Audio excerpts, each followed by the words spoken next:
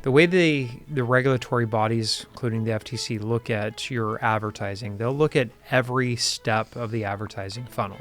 They'll look at the upfront social media posts, the YouTube videos, the Facebook posts, anything through the content from the very beginning all the way to the end fulfillment. I mean, not just what you're doing upfront free, but also how you fulfill a client. So this whole notion that you have to talk about the hypey income numbers is a self-made notion. You've convinced yourself. You're right. You will get more clicks and more views. They will be of the wrong people, wrong market. You will draw compliance eyes. You will get the wrong people who will then go complain to the BBB and to the FTC, who will refund, Right. who will charge back.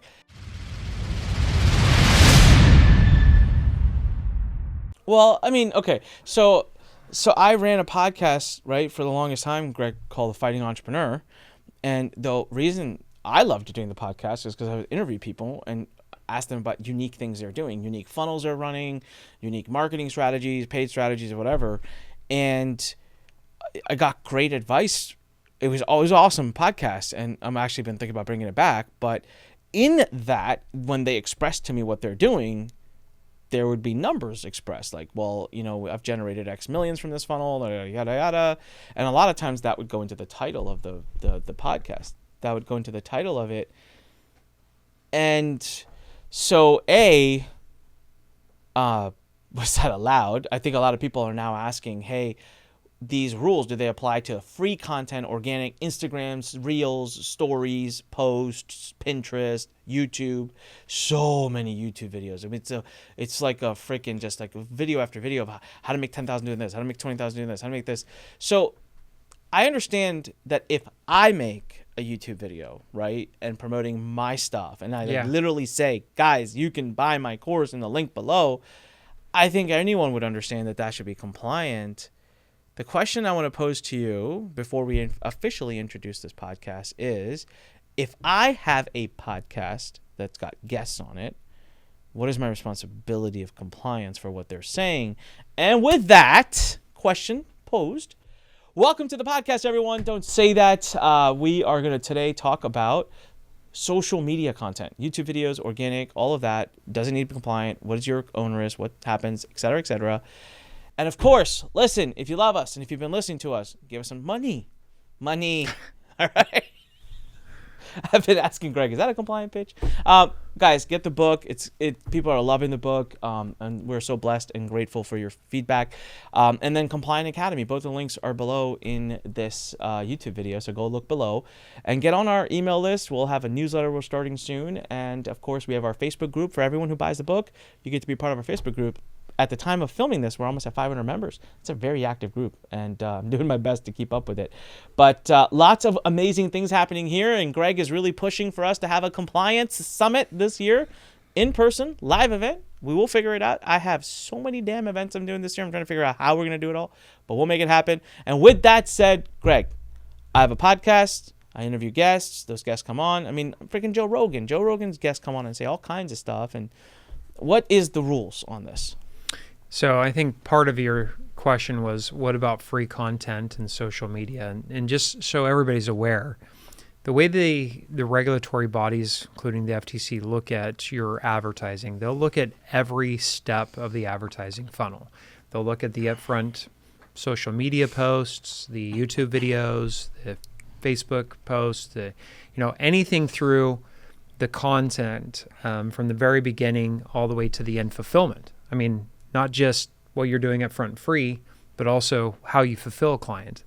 Anything along that channel, the touch points that you have with the consumer, the forward-facing consumer touch points, it's all under scrutiny. It's all under fair game for them. So your question is, can I go and I can run a podcast and I can bring a guest on, and then I bring that guest on and they say a whole bunch of very exciting things about what they're personally doing with their business, but I use that to drive traffic to my offer or my channel or my funnel, then I take responsibility for the content that's in there and the impression that it creates as well.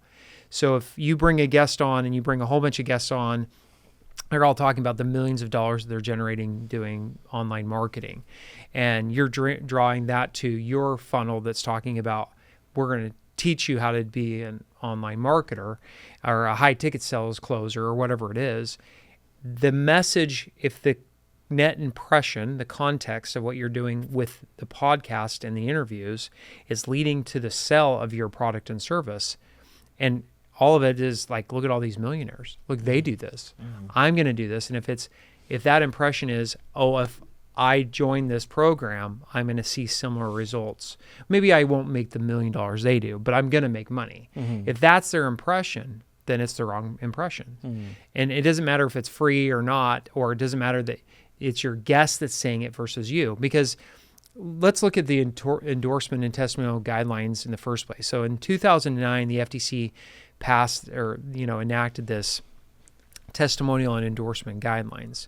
And in doing so, why did they do it? Well, it's because for decades, people had hired celebrities to promote, their products and services, or would have guests come in and they would promote, what they were doing, and which would in turn promote products and services that were being sold by an individual company.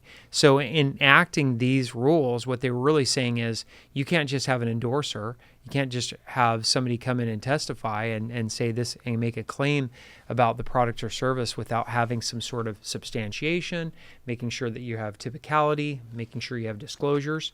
So having a guest on your podcast where they're saying, hey, this is what I do, without following those rules, you're basically saying, hey, this is my offer and these people are supporting the offer. So I know it sounds harsh, but if you're creating a net impression that people are going to make money through your product or service, or if it's a weight loss or, if it's a body sculpting type offer, they're going to look like, I don't know, Marky Mark in the Funky Bunch in the heyday, whatever, they're going to look ripped. They're going to be whatever it is. If that's the impression, then you can't use those marketing. So you can't use those testimonials. So let me use myself as a case study. Sure. Oh, well, actually, before we do that, I do have a question. So in my case, my YouTube channel, the podcast, right? So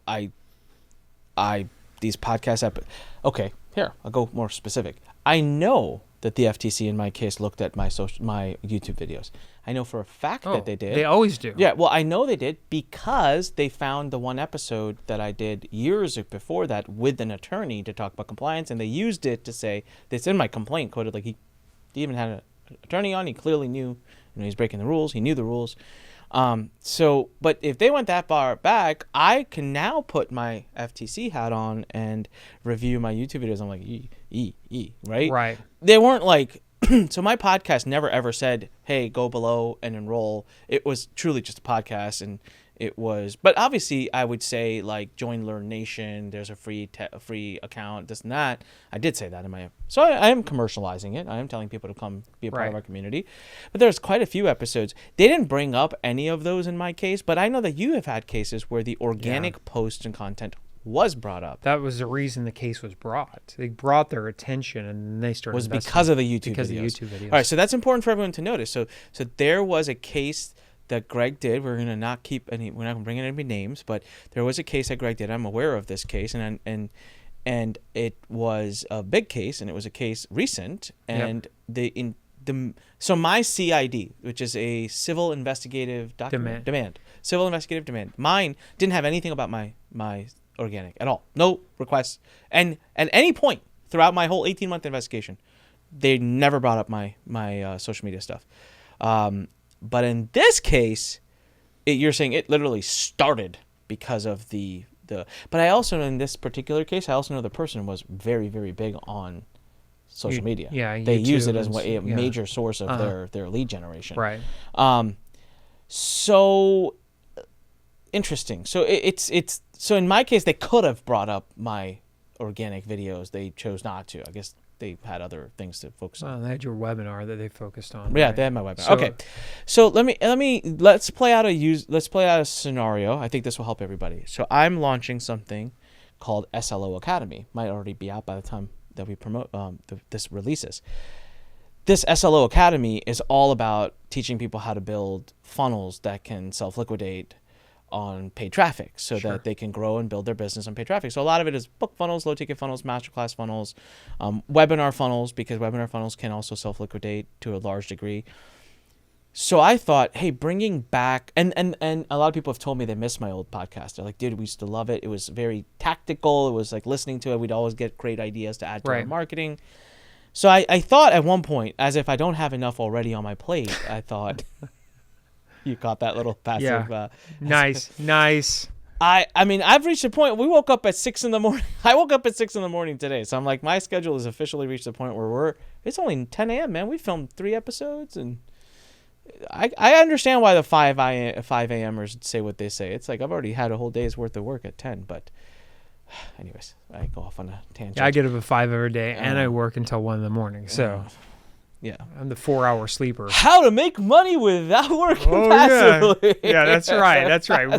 Run your own business from the comfort of your home. Passive income. Yeah, that's right. I know, it's true. It's true. Don't hate me, gurus of our industry. I still love you guys, but click this see button. the light, see the light. I want to bring that podcast back. If I want to bring the podcast back, at this point, it makes more sense to bring it back because the stuff I used to talk about is relevant to SLO Academy. I think if you're looking at doing that, let's look at what we've talked about in our other episode. We talked about with self-testimonials. Yeah. Now, the problem is that you're going to bring somebody on as a guest and you're going to have them and you're going to go to the well how many times talking about how much money they generated online or whatever they've done with their funnel. Mm-hmm. And how is that not going to, sorry, my double negative there. It's going to create the net impression that people are going to make money versus, hey, here's my guest, Bill. Bill's here. He's going to talk about affiliate marketing and how he set up his drip sequences for email campaigns for his affiliate marketing program. And we're going to show you that. Bill has been in this business now, what now, Bill? Like 10, 15 years? Oh, okay. And over that 10, 15 years, he's generated, he's run multiple 8-figure businesses and affiliate marketing and drip sequences. So we're going to go and talk about this. We're not going to go into a ton of your results, Bill, today, but let's go in and explain some of the most successful strategies you've implemented, and let's have a conversation. Okay. So let me try something back at you. Yeah. Because in order to have a funnel conversation, right, you cannot have it without numbers. So let me pivot back to, I don't need the money part, okay? So you obviously said in a past episode, don't lean on it, don't harp on it. Right. So at some point I could say, hey, just for credibility, guys, Bill has done multi-8 figures in revenue. Right. The guy's been around, he's done very well. And there's a reason, Bill, that you seem to have chosen the book funnel. I mean, after your vast experience, you're leaning quite heavily on the book funnel. How many book sales have you done through this funnel? And so he says, I've sold 32,000 books. Right. Okay. So at that moment, I say, great. By the way, everyone, I have not substantiated these results, and we are not by any means saying that you're going to copy his funnel and get 32,000. There's a lot more that goes behind the scenes, experience, and all of that. But I got interested in this because 32,000 is a big number. So obviously the funnel is working. I want to know more about it. All right. So Bill, lay out the funnel for me. And so you lay out the funnel, and I say, I have to ask this question. I'm going to say, well, what does your sales page convert at? Like percentage. Yeah. What about your bump? What's your bump price? What does that convert at? Okay, collectively speaking, what's the average cart value of someone who buys a $10 book by the time they're done?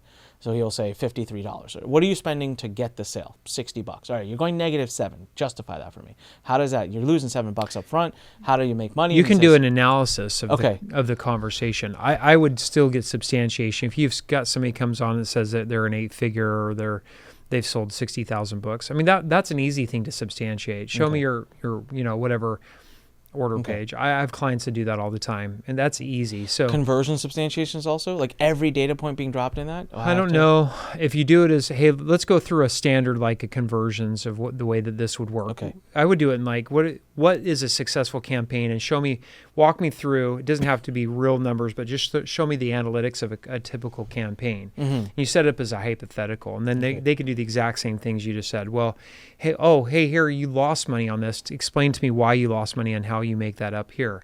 Oh, this is the way it works. Okay. And then he can come back and say, okay, these are the conversions that I had on this campaign, and this is how it worked. And then you might have to have some substantiation on that as well. Okay. But you do the proper disclosures like, hey, we're showing this as mostly as a hypothetical in order to explain this principle, we need to be able to show you how it actually works. So we're going to walk through the analytics of it.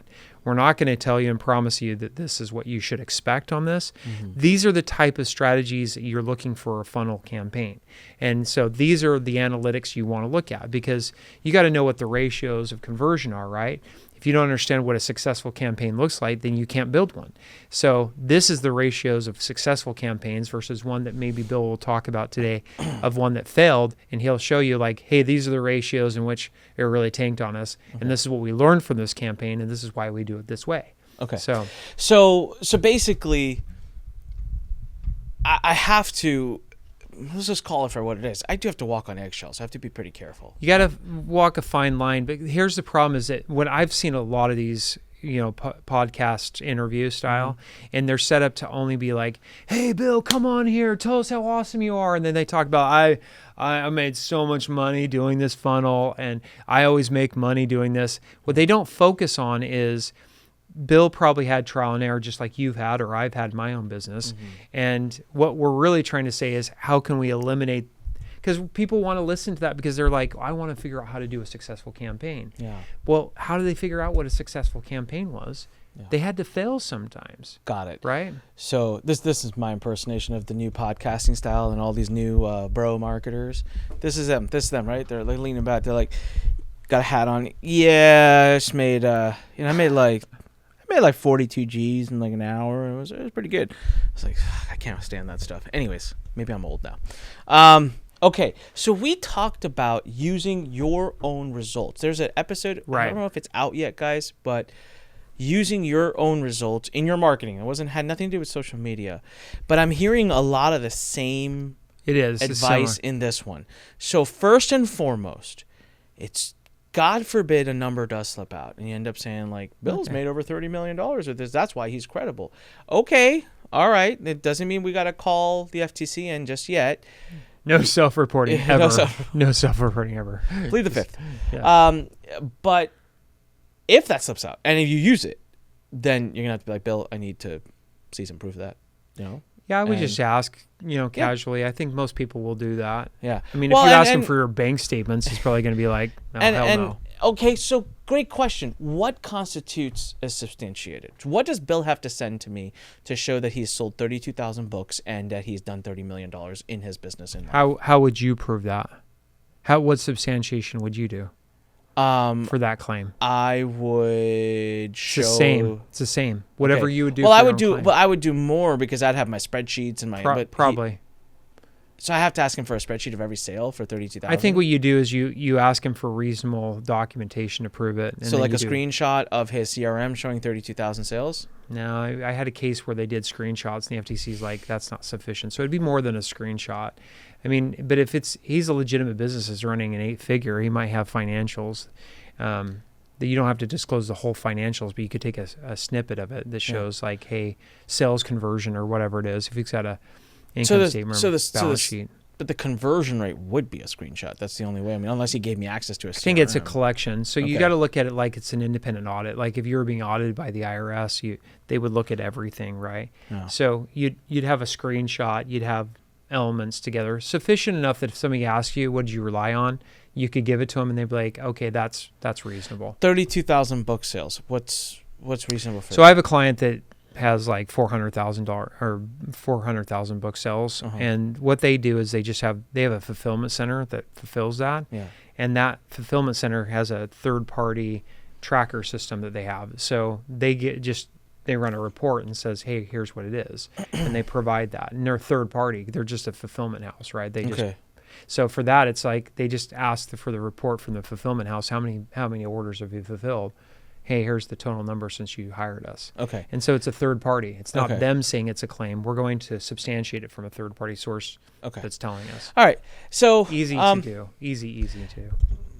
I don't know if I agree. Well, the book sales is.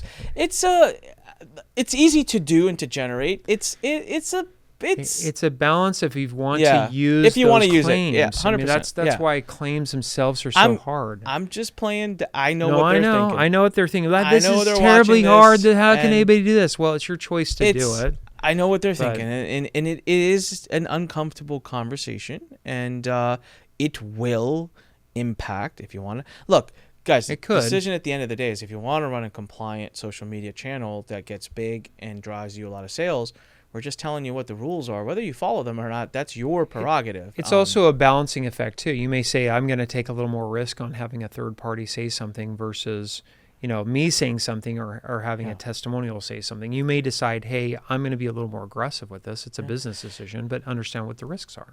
That's exactly what I said. We're going to show you, we're going to tell you what the rules are as exactly, and then you get to make that decision with your own attorney as to what you want, where you want to take more risk.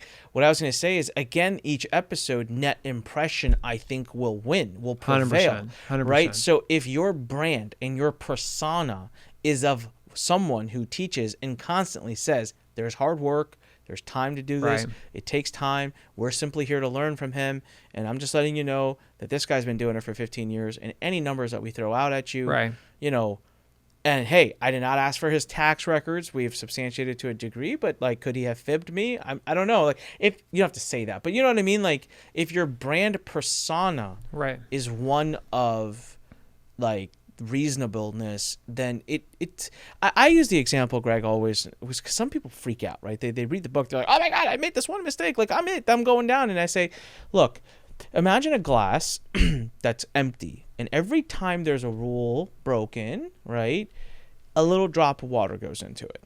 Now, the reason you see bigger companies get hit more is that every time they break a rule, more water goes in because they have more eyes on it. So for every eye on it, more water. And basically imagine that when that water overflows the glass is when the FTC or another regulator comes knocking on your door. So I don't think you just break one rule. Technically, that could be enough, but that's not. There's so much out there for them. They prefer not to just, Remember, our objective is two things. First is there's so many other actors out there that are just blatantly violating the rules, is to try to keep the FTC or regulatory bodies' attention away from our marketing practices, because they look at it and they're like, okay, maybe I don't love it, but all right. There's all these other low-hanging fruit people that we can go after. But the second is, if they do look our way, we have a whole bunch of defenses that are there. So, yeah, you may say, gosh, that's a really aggressive position to say you have to substantiate what somebody says on a podcast that I do.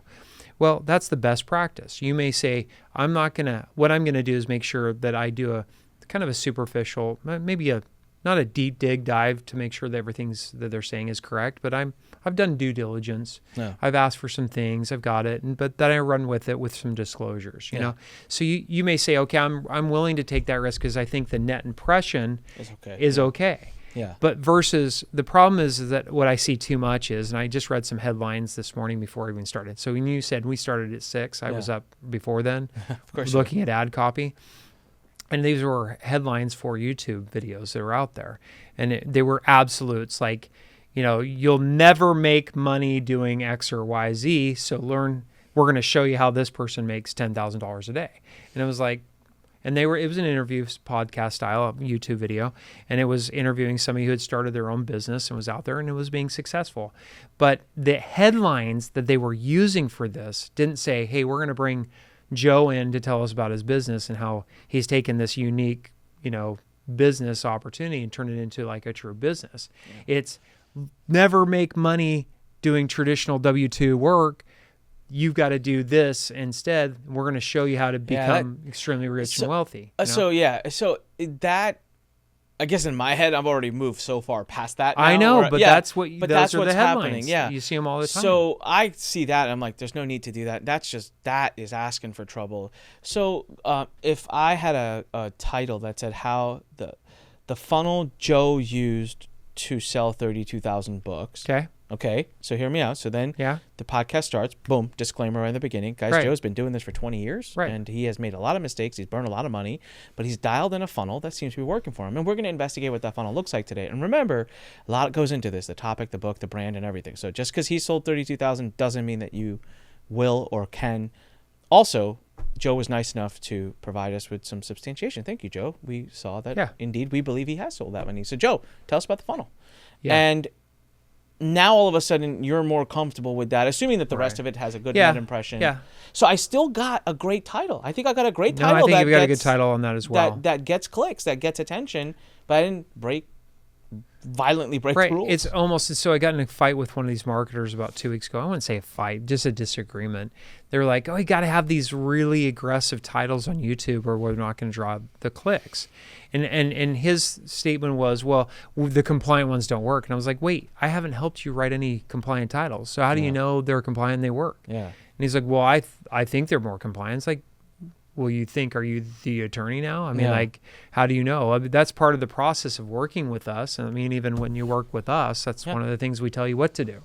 Right? By the book. By the book. By the book. So, by the yeah, I book. know. See, By the the attorney is dropping the book in front and showing it during the podcast. You know, that's an issue. But true. I mean, true compliance takes some knowledge, and it's not just guessing at things. Yeah. I find that when people are compliant by themselves, they don't know what the rules are, and they do things wrong. Yeah. They still, a true A/B test is what I always like to do. Like, try this title of the YouTube this way, the way you want to do it, and try it my way, and see if they convert the same. So I will tell you this. I this is my inner belief. I haven't done the A/B test, but I 100% believe in my mind that a claimy, clickbaity title will outperform in a click-through rate than a non-claimy, hypey title. But having said that, let's go back to talk about the type of audience you're building. This is new to me, okay, guys? This is my new revelation. This is my new, epiphany.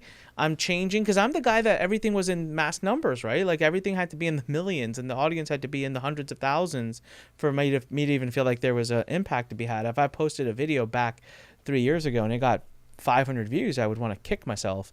I wanted 5,000 at 50,000, right? And what I'm noticing now is we're building. Let's just look at this community, this FTC compliance regulation community, and a lot of our podcasts right now are getting anywhere between 300 to 1,000 views, and these are a lot of energy. I mean, Greg has flown in. He is here for 2 days away from his family of, 3 days with travel, bro. 3 days with travel. He's away from his business right now. He's under the table texting clients. I know. Stop. Why you call me out like that? I'm sorry. Gosh, this is day 2. To see the people. They're like, I'm posting this YouTube video right now, and if you don't respond to this title, it's going up and it's your fault. He was like, the minute I started talking, he's like, bah, bah. But can I tell you, again, we do this tangent. Yesterday, we go to lunch. It was hilarious. I went home and I told, you don't know this, I went home and I told Andrea, I said, you know how sometimes I talk about wanting to become an attorney? She's like, yeah. I was like, I don't want to be an attorney. She's like, why? I was like, I've only met one person in my entire life that spends more time on the phone than I do. And that is Greg Christiansen. So we are at lunch. We're at this buffet. We went to the Indian restaurant. We pull into the booth. This dude pops in his, and he acts like this is totally normal. I'm like, this is not normal. Oh, no. He pops in his booth. He takes one out, dials in. The phone is there. He's on a conference call, and he's like, what's good here? What do I eat? I'm like, what the Dude, what are you doing? You got to multitask, otherwise I'd never eat. He's eating, listening, responding, talking to us. I'm like, what is going on here? They're like, are you talking to me? Like the lazy eye guy that you're not sure they're looking at you. You're like, in the car. We get here. We're back at the office, and now he has I think he has changed conference calls. Now he's talking to someone directly. He's gone on a different call. Anyways, so my point, I don't remember what the hell my point was. My point was, what was I talking about? You're talking to your wife about the dinner. No, I don't want to be. Yeah, I was telling her. No, attorney. Before that. Yeah. Oh, yes, the community, the group. All I'm going to say is the level. So now we don't. He's here. He's made this huge commitment. He's away from his clients, his family, and everything. So this episode is taking a lot of effort, energy, and money to create. So to know that it might only go out and get 3, 4, 5, or 600 views can hurt a little sometimes. But then you look inside the Facebook group, and our community is rampant. Active. They are freaking nuts. In a good way. I love you guys. Like, they are bam, bam, bam, bam. People are reading and finishing the book. People are asking questions about the book.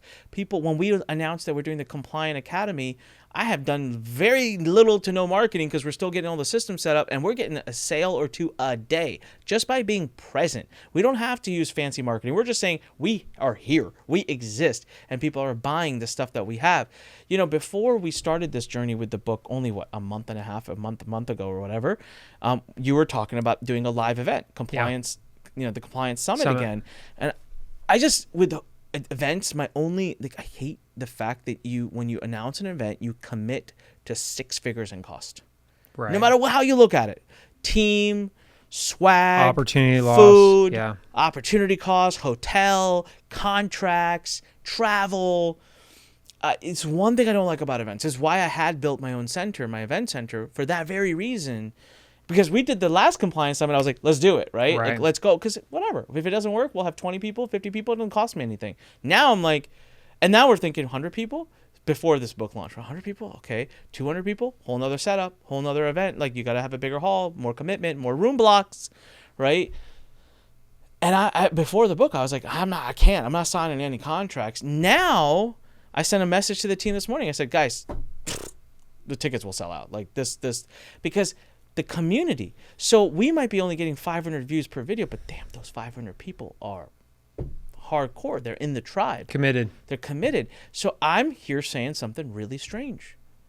I actually don't want the big numbers. I want a very intentional relationship with the people that are watching, because it allows me to stay compliant. It allows me to get a better customer that spends way more with me, less headaches. So funny enough, ask yourself, let's take the same, how Joe got the funnel that got Joe 32,000 sales of his book or whatever. Right. Let's take that. Okay. Right. Now, let's say Joe also 32,000. Let's say that means he made $15 million for a minute. How Joe used a book to make $15 million. Okay. Probably the 15 million one's going to get a higher click-through rate. I'm pretty sure of it. It's going to draw some heads. But who's the right person? Who's the better person? Is the person who got interested in the idea of moving 32,000 books using a funnel, or the person who got interested in the $15 million? Who's actually serious? Yeah, who's going to be a better customer for you? Yeah. There is no debate in the world that this person is. And so my message on the social media topic is that take the hit. It hurts. I'm going to say it will not be as sexy. Okay? Now, here's the other interesting thing. You ready for this? I stopped doing shorts about 7-8 months ago. I was doing shorts every day, and I've been getting hit up by people left and right. Why'd you stop? Well, I've been busy trying to do all this. I'm going to go back to it. But my shorts, go ahead. Go check out my TikTok. They're still all up. Go check out my shorts on YouTube. Not a single one of them talks about income claims, income numbers. I'm talking about my life. I'm talking about personal development concepts. I'm talking about how people can improve their lives. I'm getting millions of views when I was doing it, millions of views a month, building my brand, building my following, doing great. So this whole notion that you have to talk about the hypey income numbers is a self-made notion. You've convinced yourself. You're right. You will get more clicks and more views. They will be of the wrong people, wrong market. You will draw compliance eyes. You will get the wrong people who will then go complain to the BBB and to the FTC, who will refund, who will charge back. So yes, you're right, but so are we. That's kind of my rant about this. But people ask this question. Well, can I say here's a strategy that made me $10,000 in a short? No. Here's why. In shorts, you have 60 seconds.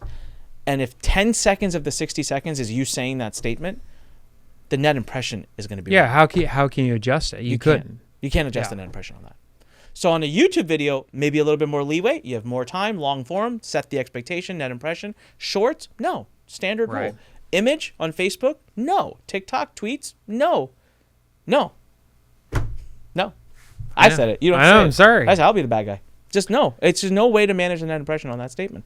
So I think we covered that topic. Thank you. I know. Yeah. Well done. All right. Now you guys get to give us some money. Compliance revolution. Give us money. Compliance revolution. Join the revolution.